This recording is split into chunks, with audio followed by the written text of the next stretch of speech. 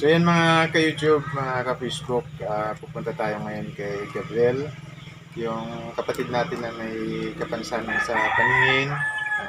Nangako tayo doon na pagbalik natin ay magdala tayo ng string, kaya may dala tayong string ngayon. Ito number 1.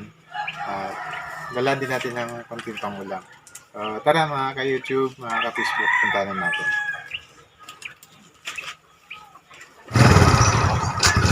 Tara!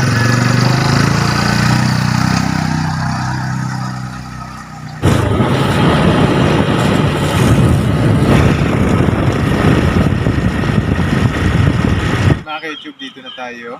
Nakakita tayo pag doon yung bahay nila sa taas konti. Kaya akit na po tayo. Tara. Sana nandiyan siya.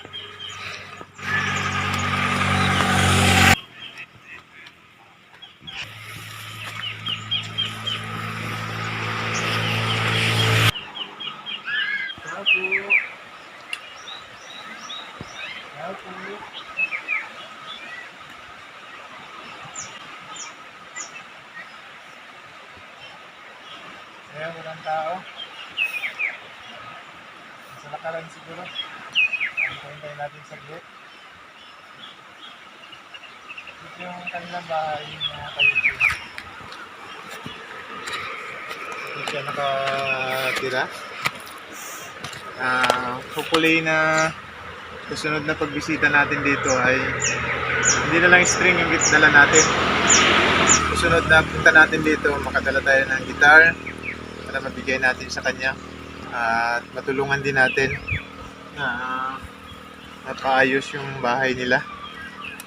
So yan mga ka-YouTube, dito na ngayon si kapatid na Gabriel at bigay natin yung pinangako nating string sa kanya.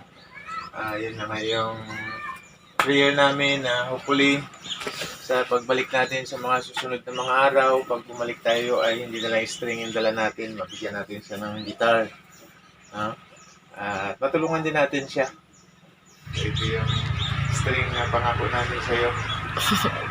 Praying na tulungan pa kami manalangin na hindi lang yan yung mabigay natin, makabigay tayo ng guitar. Kasi gusto mo yan. Yeah? So ito may pangulam. At medyo mahirap daw ikabit, hindi niya pa na maikabit ngayon.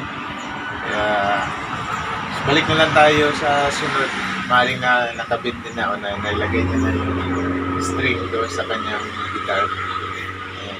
So ngayon siguro hingi tayo uli ng isang awit kay kapatid na Gabriel. Kahit anong awit lang doon. Yung mga saulo mo lang na awit. Kaya. So pakinggan natin yung awit ni Kuya Gabriel.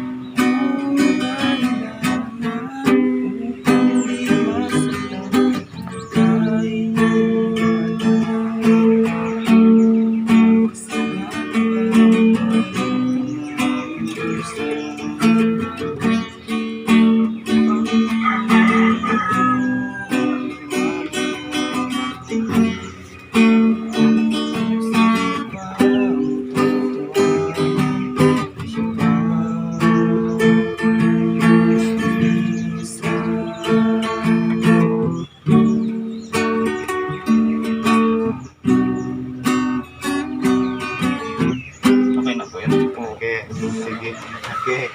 So yan, thank you very much. kapatid ni Gabriel. Medyo pinapawisan si kapatid ni Gabriel kasi nanggaling siya sa taas. So maraming salamat sa panonood mga ka-YouTube, mga ka-Facebook. At ano yung masasabi mo, Kuya Gabriel? Salamat po sa pinigay mo na stream po ng gitara.